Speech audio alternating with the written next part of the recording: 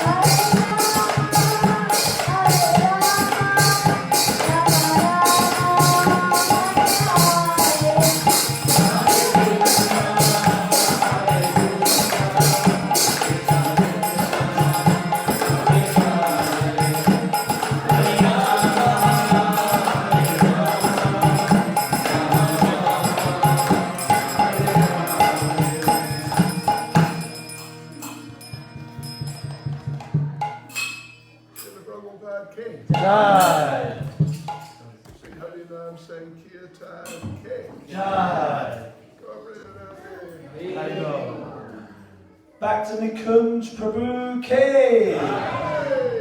Wow, let's hear it for Nikunj. What an amazing kirtan. You're 10 years old, right, Nikunj? There you go. Nikunj is going to be one of the future leaders of ISKCON. So thank you everyone for coming again this evening for the second part in our 5-part seminar about the glories of Srila Prabhupada. I'd like to welcome actually as well Jiga. She's this is her first time to the temple here. She's studying a master's in tourism and management. Tourism and hospitality management. So thank you very much for coming, Jiga. Thank you so much. Yeah, you're very welcome. And yes, Maharaj will be speaking this evening about the glories of Srila Prabhupada. So for those of you who don't know, I won't say too much because Maharaj will be saying, but this is Srila Prabhupada. He brought this Krishna consciousness movement to the Western world on the order of his spiritual master. And if it wasn't for Srila Prabhupada, none of us would be here. I'm not going to say too much because Maharaj will be speaking. But please, come everyone, give Maharaj a warm welcome for the second time by loudly chanting the Hare Krishna mantra on the count of 3. 1. Oh yeah, and arms in the air. 2, 3. Hare Krishna, Hare Krishna, Krishna Krishna, Hare Hare, Hare Rama, Hare Rama, Rama Rama, Hare Hare. Thank you for the very brief introduction.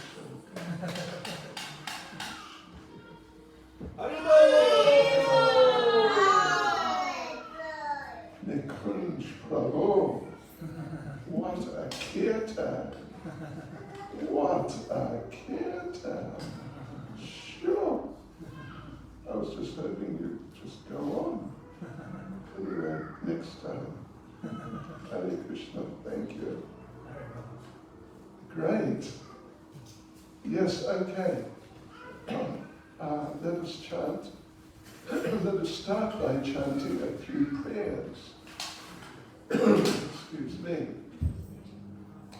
Nama Om Vishwavadaya Krishna Prestaya Bhutale Srimati Bhakti Vedanta Swami Namane Namaste Saraswati Deve Gauravani Prachane Nirvadeshesha Shunyavadi Bhasti Jadesha Tarane Vanchikalacharubyas Chakripa Sindhurya Evacha Patitanam Pavanebhyo Vaishnavebhyo Namo Namaha Sri Krishna Chaitanya Brahma Nityananda Sri Advaita Gadadhara Srivasadi Gaura Bhakta Vrinda Hare Krishna, Hare Krishna, Krishna Krishna, Hare Hare, Hare Rama, Hare Rama, Rama Rama, Hare Hare.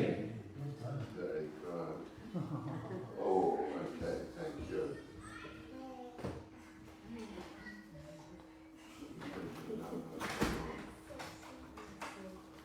Yes, okay, devotees and friends, here we go.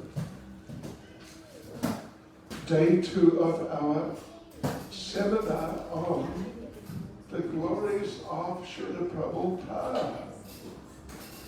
And last night we were talking about, more than anything at least, some experiences I'd had with or involving Srila Prabhupada, and a couple of other related things as well. So, anyway, now we're going to do something a little different.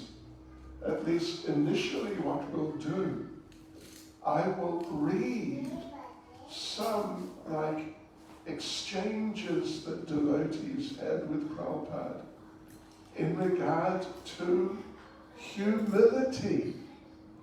Humility, very important quality, or even essential quality for someone who's who's trying to develop their relationship with the Supreme Lord. So that's what we're going to do. At least we'll read some of these little exchanges. Some of it's a bit dramatic, meaning you may not have heard Prabhupada speaking like this about himself, speaking about himself in very humble terms.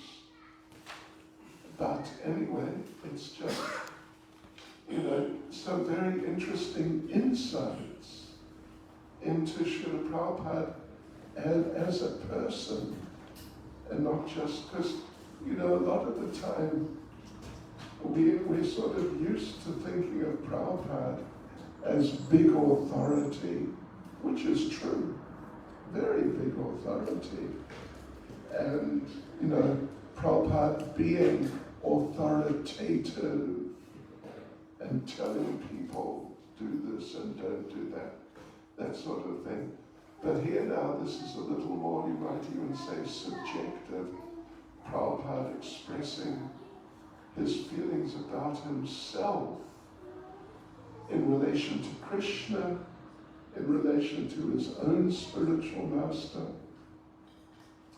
So anyway, here we go.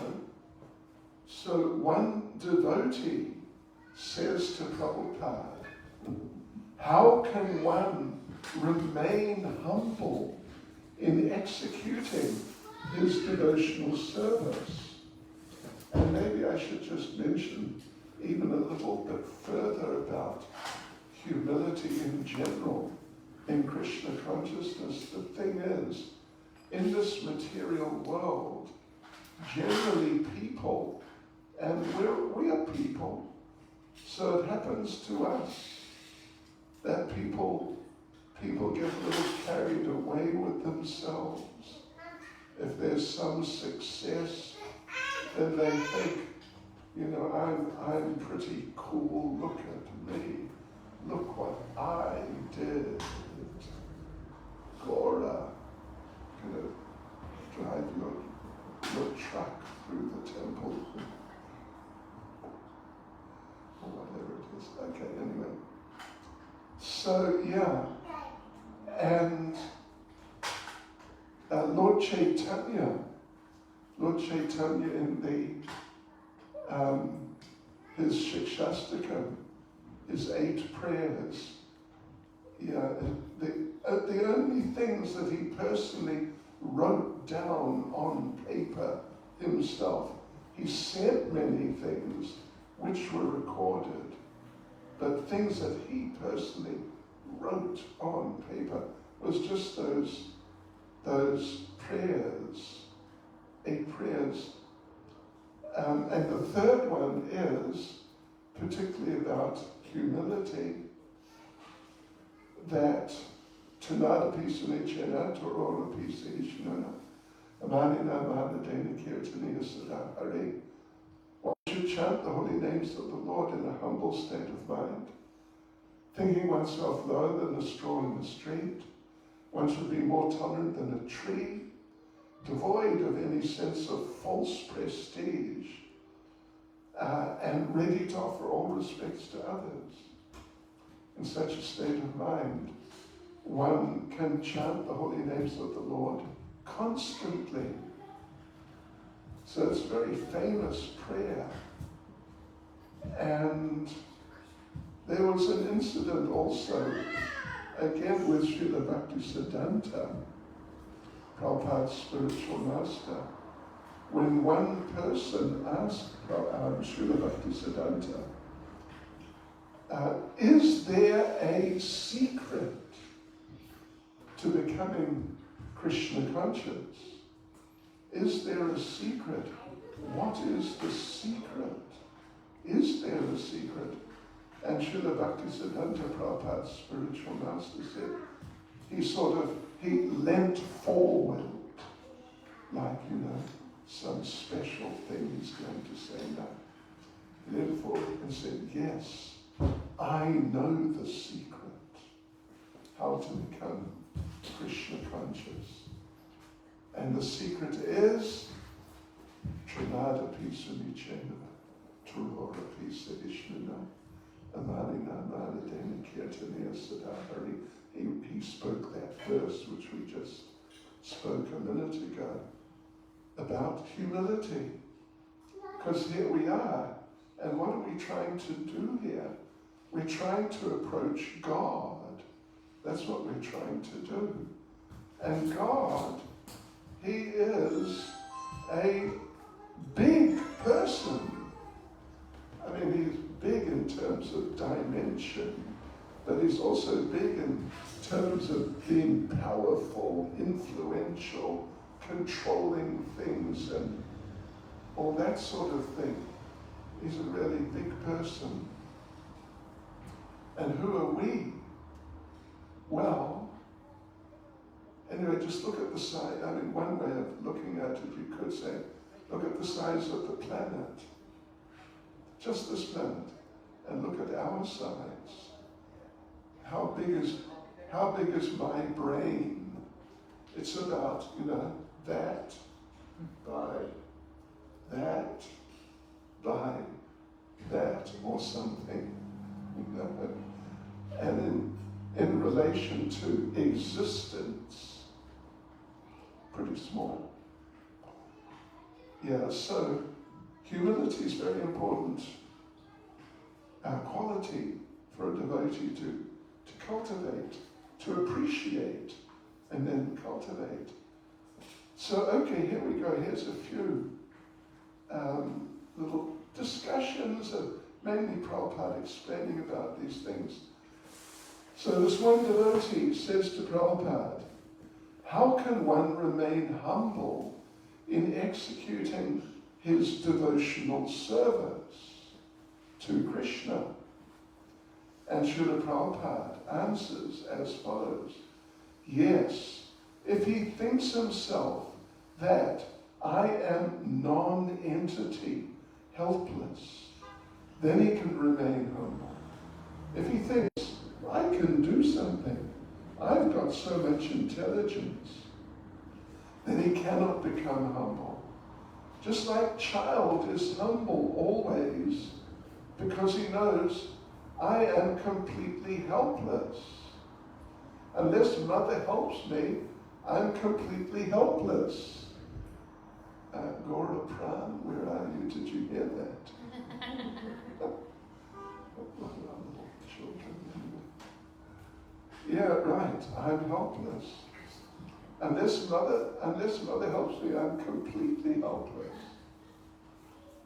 Therefore, a child, whenever he's in need of something, he cries, Mother, help me. This is helplessness. Helplessness always. Karpanye. It's a Sanskrit term for helplessness. So this is one of the items of surrender. Unless you think yourself helpless, you cannot surrender. Surrender is complete. When you think yourself that you're helpless, I'm helpless, but because I'm surrendered to Krishna, He will save me. This faith also must be there, that although I am helpless, I'm factually helpless, but because I am surrendered to Krishna, I have no danger. He will help me. He will protect me. And a little interesting insight there from Prabhupada himself, personally. And here now this is a kind of different perspective on the same subject. And Prabhupada begins, anyway, I'll point it out as we go, making a pretty amazing statement. So Prabhupada says, when I left your country on the 22nd of July, I had very little hope to come back again. This is, whatever it was, 1967, I think. Prabhupada had just had a stroke or something, maybe a type of heart attack. But it was something pretty dramatic. and he was hospitalized for a little while. So then he decided he should go back to India because India is warmer, at least particularly at that time of the year, sort of like this time of the year, or maybe June or July, like midsummer. Right. So yeah, when I left your country on the 22nd of July, I had very little hope to come back again. But, listen to this, but Krishna informed me that I'm not going to die immediately. Haribol. Anyway, okay, that's what Prabhupada said. Krishna informed me that I'm not going to die immediately, therefore I've come back again. So I've come back again to get inspiration of Krishna consciousness from you, all good souls. He is referring to his disciples. And of course, Srila Prabhupada at the time was a little, what was he, a bit more than 70, like 72 or something. And his disciples, the oldest one, may have been like 25, 26. You could say, not just, it's one thing to say that such and such a person is young enough to be my son or my daughter. But it's another thing if these people, they're young enough to be my grandchildren. I mean, that's really, there's a big difference in age. But this is how he's saying. Therefore, I've come back again to get inspiration of Krishna consciousness from you all, good souls. Although officially I am your spiritual master, I consider you all students as my spiritual master, because your love for Krishna and service for Krishna teach me how to become a sincere Krishna conscious person. Now, I hope this is not too sort of, I don't know what to say, well, dramatic, or something to do with dramatic, or maybe something you didn't expect to hear. And I don't know if you've heard any of these statements before, but the thing is, Prabhupada's a devotee, Prabhupada's a person. Hare Krishna. Gaurangi. Yeah, and Prabhupada's a devotee. He's not just sort of, like I said, the big man. The big man. He must stand up when he walks in because he's the big man. And he was definitely the big man, and even bigger than the big man. But he was also a devotee, and, you can read in the scriptures and our different literatures, etc., the characteristics of devotees. And one we just mentioned at the beginning, that one of the main, most important characteristics or qualities of a devotee is to be humble. And here's Srila Prabhupada doing it. And, okay, and you're all sitting down. I'll wait till you sit down. Yeah, because this is even more dramatic than the last couple. Right, fasten your seatbelts. You got your seatbelts fastened? Yeah, okay. Okay, so devotee says to Prabhupada, you must be higher than the Paramahansa stage, Prabhupada. Prabhupada, I'm lower than you. I'm lower than you. Devotee, you're so beautiful. You're a Paramahansa, but still you're preaching to us. Prabhupada, no, I'm lower than you. I'm the lowest of the all creatures. I'm simply trying to execute the order of my spiritual master. That's all. That should be the business of everyone.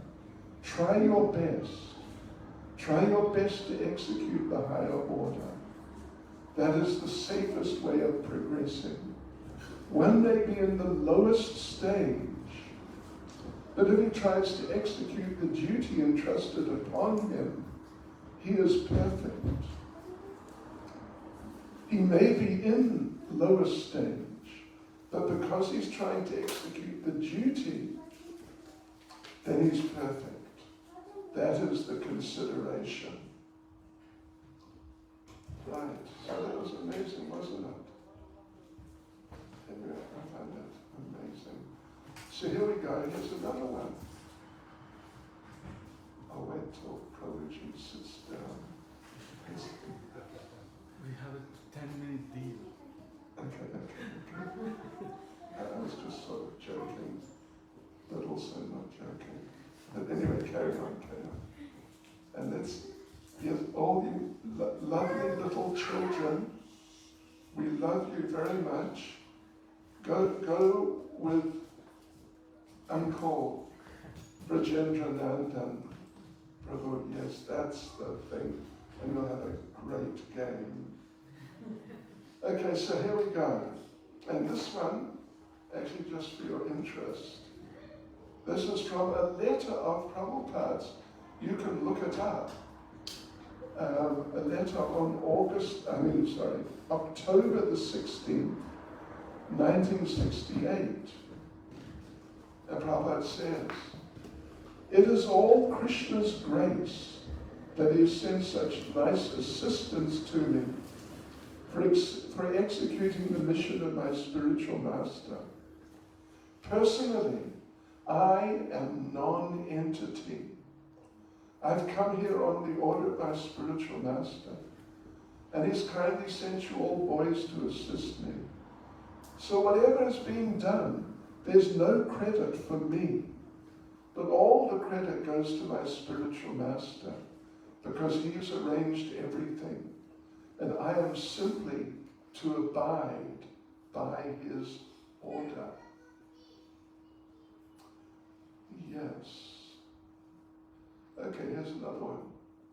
"Practically, there's no credit for me. If there is any credit, it goes to my spiritual master, Bhakti Caitanya Swami Prabhupada, who is helping me by sending so many good souls like you in this movement. Whatever is being done, it is due to his divine grace only. So my business is just to carry out his order. That is the way of disciplic succession.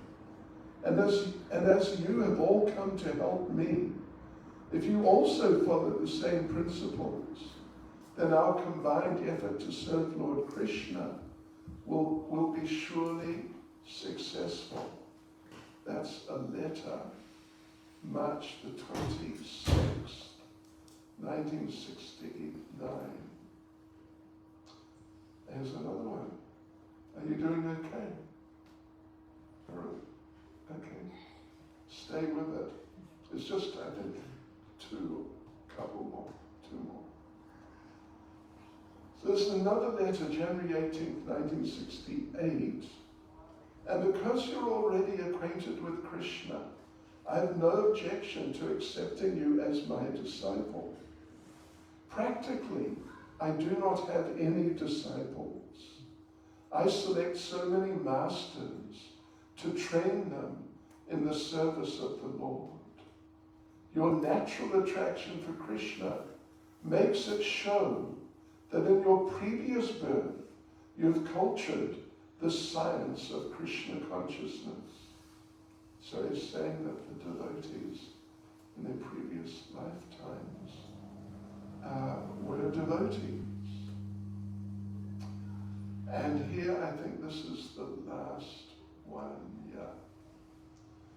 "From my personal point of view, I think that I am so sinful that I cannot even approach Krishna to show me any favor. But I have only one hope, my spiritual master. He is very kind, So some way or other, he's dragging me towards Krishna. That is the only hope. Sri Chaitanya Charitamrita says, therefore, Guru Krishna, by the mercy of the spiritual master and by the mercy of Krishna, one gets into Krishna consciousness.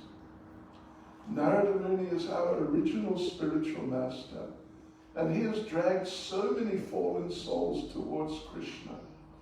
And we are also hoping to be dragged by him through the disciplic succession.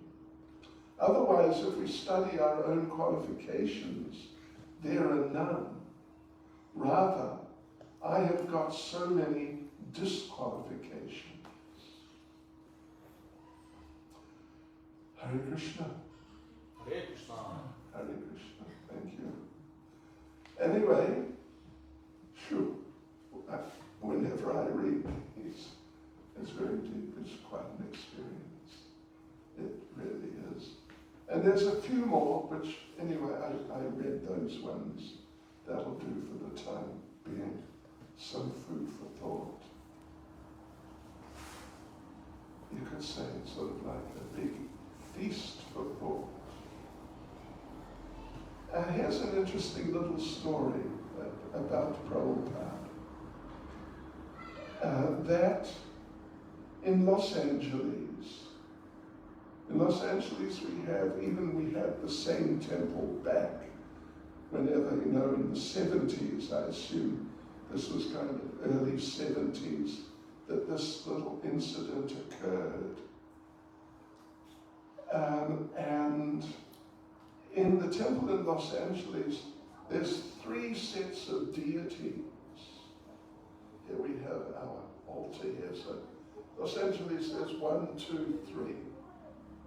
And Prabhupada's Vyasa is sort of kind of where I'm sitting, you could say, and facing towards where Prabhupada is here. So Prabhupada would sit and give class, and he'd sort of have to look around to the devotees, because it is quite a big temple room. I don't know, 3 times bigger than this, or maybe more, I'm not sure. But big enough, and so he's kind of facing that way, and he would have to turn and look at the devotees to the right. So then every day after he had finished the class, he would get out of the seat, step down onto the floor, turn to the right, and he would go out through the main door, which was just straight down the other end. And he just walked down, more or less, taking the same route, you could say, and maybe a foot or 2 different occasionally, but otherwise it was kind of set how he would walk out. So there was this one devotee there who had decided that I really want to have an exchange with Prabhupada. Just a little exchange, that's okay, but something in which I communicate with Prabhupada and then he responds to me. So the devotee decided that I know, we all know, what route Prabhupada is going to take, more or less, when he gets off his seat and then turns to the right and starts walking towards the front door. So devotee decided, I will position myself on the route, on the path.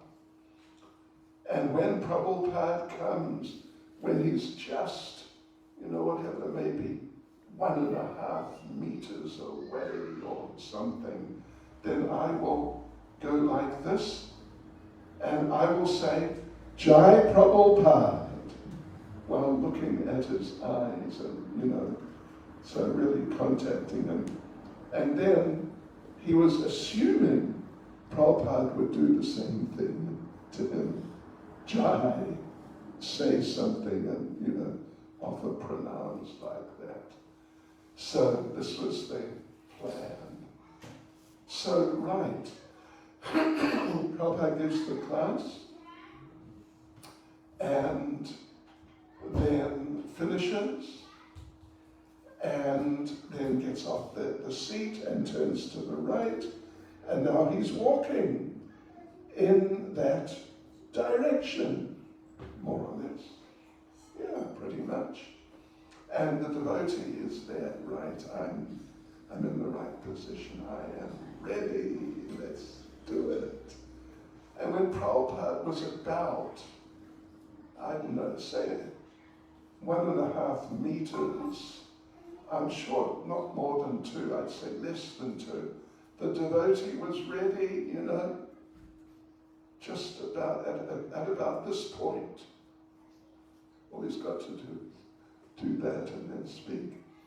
And suddenly, you know what happened? Prabhupada suddenly changed direction completely, turned to the left. And before the devotee had a chance to actually make some sort of contact or some sort of connection, get Prabhupada's attention, Prabhupada had already turned to the left, and he's moving now to the left. And Prabhupada was heading to the kitchen, the big kitchen. And there's this devotee, he's sort of like, he's reached that point. Do you know what I mean?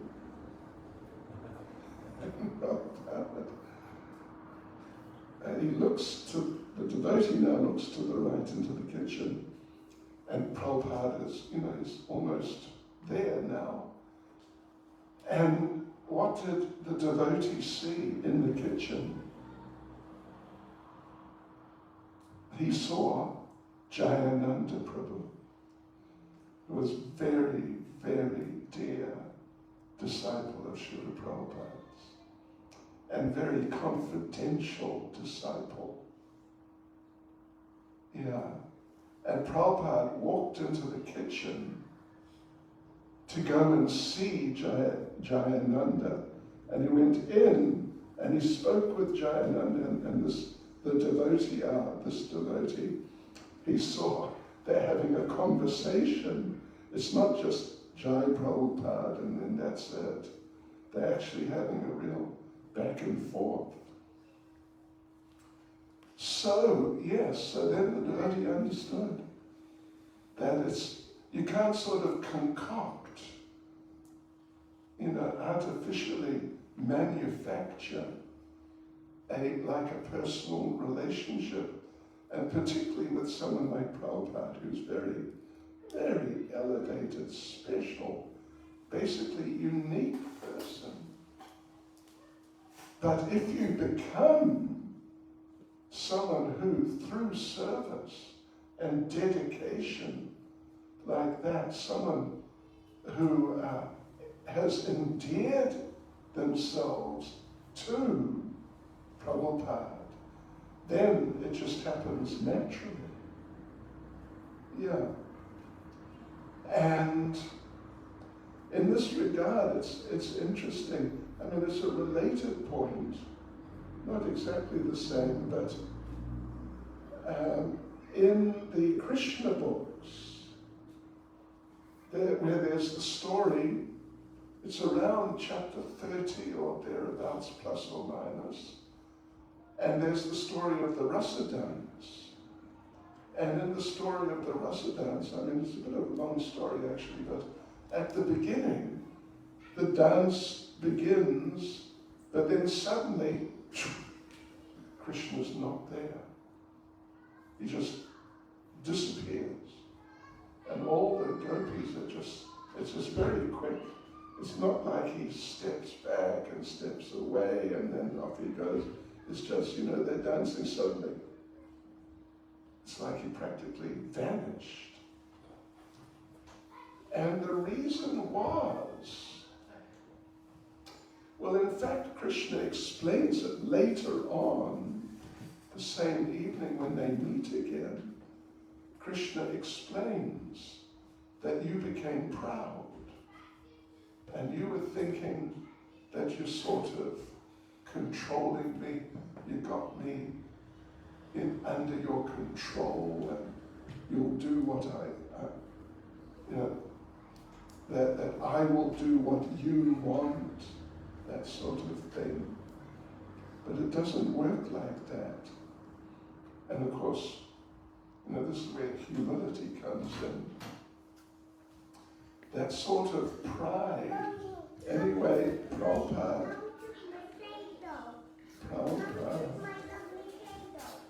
Oh, that's wonderful. Yes, you must get it.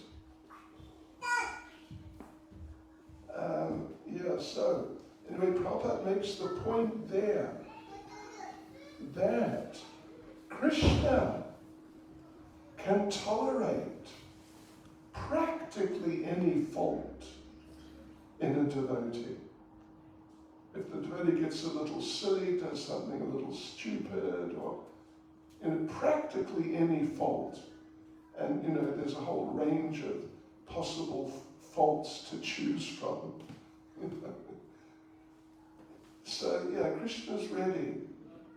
If someone is trying to approach him, then he's happy. And you make a little blunder here and there. I mean, to err is human. And he'll tolerate, because he can see you're trying. But then Prabhupada says, Krishna can tolerate any fault in his devotee except pride. Except pride. As soon as we start thinking that yes, I am cool. I am a cool cat. Well, that was a different social era. But yeah, I'm clever. And even Prabhupada did mention, if you remember, the very first passage we read about how to cultivate humility, that you have to not just feel yourself, but you have to understand that you are helpless. And not just sort of psych yourself up into it. I am helpless, I am helpless, I am helpless, I am helpless. It's our new mantra, 108 times. And now you feel, oh, I'm helpless. But it doesn't really work like that. Yes, so Krishna can tolerate any fault in his devotee except pride. So therefore again, humility is just so important. It's not just important, it's so vital. Okay, devotees. So anyway, that's a few things on that sort of subject. And now, would you believe, did you ever have a computer which decided it wanted to do its own thing and not what you told it to do? That's my one. Anyway, no, it's okay. Right, so let's see. Let me just look up something else here.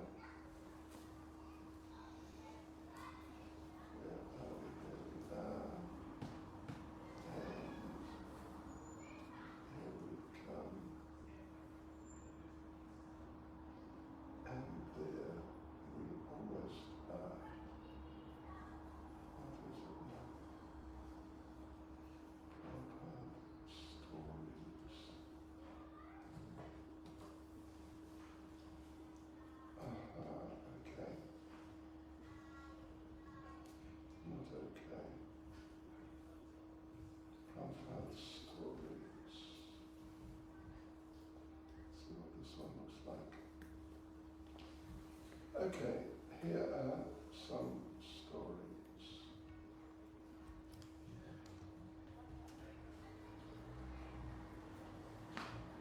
About Srila Prabhupada.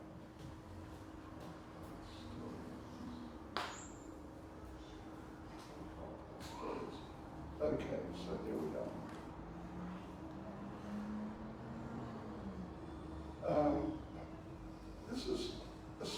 told to me by one devotee, who I've known for some years. Anyway, I won't mention his name, but he's been a disciple of Prabhupada for years and just decades. He was, Prabhupada in Vrindavan approached him and said, "Do you know how to do massage?" And the devotee said, "Not really, but I'm willing to try." He physically is kind of a strong person.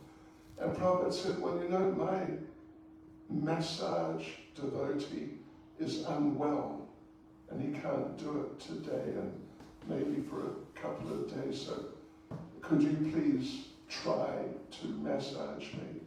And devotee said, "Yes, of course."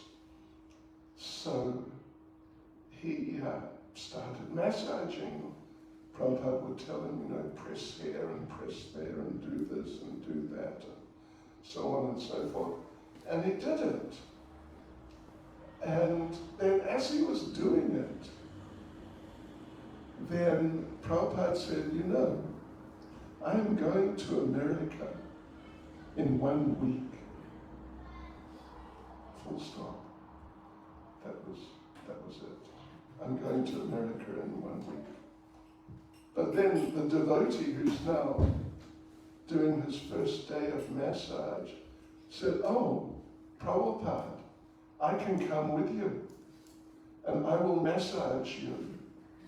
And I'm learning and I'm sort of, I'm getting into it. I like this." And Prabhupada said, "No, it's okay. Upendra is there." It's another disciple. And he has experience. So you don't need to worry. It's okay. So next day, the devotee's massaging, and he's really getting into it, getting the hang of it. And he said after, towards the end, he says, "Prabhupada, you're going to America in 6 days. I'd like to come with you. I will massage you, because I'm really getting into this." And Prabhupada said, "No, it's okay. Upendra is there. He knows massage." So every day for the next however many, 5 days or so, he would ask Prabhupada. And every day he's getting into it more and trying to make a good impression, you could say, or it may be better to say, trying to serve nicely as a masseur. And so last day, and he's massaging like mad. And again he asks, last chance, I'd really like to come with you. I think I'm really, I've got the hang of the massage. Can I come? And again Prabhupada said, "No, it's all right. Upendra is there. He has experience." And our devotee said, he's always sort of like, "Phew, that's about it." But he said, is Upendra a nice boy? Is Upendra a nice boy? And Prabhupada said, "Yes, he is a very nice boy, but not as nice as you." So then our devotee understood. Prabhupada loves me. It was a really wonderful experience for him. And same devotee was with Prabhupada somewhere in America, and they're talking about how people like devotees, and the devotee was saying to Prabhupada that so many people like you, and Prabhupada was saying, "Oh, okay." But he's mentioning another devotee, such and such. He's a very nice boy. And then this boy, he's a very nice boy. And the Kunja, he's a really nice boy. And Vamsivat and Chaitanya and Rajendranandan Prabhu, they're such nice boys. We have so many nice boys. And I can see that they have great affection for me. And the devotee said, Prabhupada, that's because you're such a nice boy. And then suddenly realized, oops. Yes. And one time, actually, Jayananda, who we just mentioned some minutes ago, Jayananda, he was right in the very early days, like probably 67, 68, later 69. So he, in San Francisco, he was the temple president. And Prabhupada was coming, landing at the airport. So everyone went to the airport. And in those days, in airports, I'd say practically anywhere in the world, there was no security. Practically no security at all. So the devotees go to the airport and just have a kirtan, just full scale kirtan, and the authorities would just walk by and, the airport authorities. Right, so that the kirtan's going on, they see Prabhupada. In those days the planes would park out there somewhere, and then the people would walk into the building. So here comes Prabhupada, he's walking into the building, and now he's in, and now he's approaching, and the devotees, now he's sort of entering the group of devotees. Jayananda picked him up and embraced him and spun around 360 degrees and put Prabhupada down. And Prabhupada said, I don't think you should do that with the spiritual master.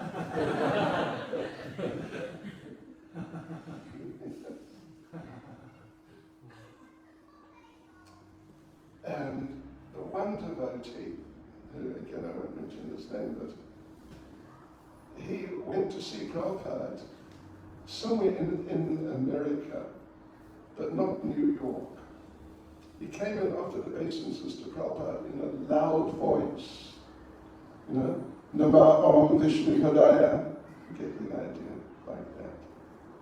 And Prabhupada was happy.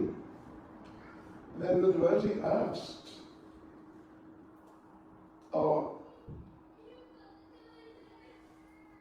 and when Prabhupada asked him, how is New York? And the devotee said, well, Prabhupada, the people are really rude there. And Prabhupada answered, you're telling me. Oh, yes. Oh, good girl.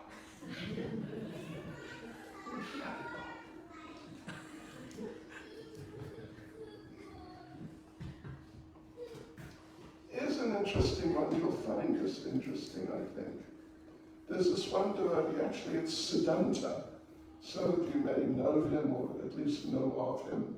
He's in this sort of television, ISKCON television field now, or actually for many, many years. But in the beginning, he was going out and distributing books for some time before he got into the television field in Krishna consciousness. So he says, I had become affected by so many people I met when distributing Prabhupada's books, who would say that we as devotees should get jobs and not take from society by asking for donations. I said to Prabhupada, people think we're just trying to escape material life by joining the Sankirtan movement. Srila Prabhupada turned to me, smiled, and asked, a rich man, does he work? We are rich men. We don't work. Any rich man, he's not working. Is he escaping? He is engaging everyone in the factory, but he's not working. So is that escaping? We are rich men. We are Krishna's sons, and Krishna is the richest man. So we don't have to work. Hare Krishna. And as you know, well, I don't know if you do know, but I retired at the age of 21. And I haven't worked since. Jai.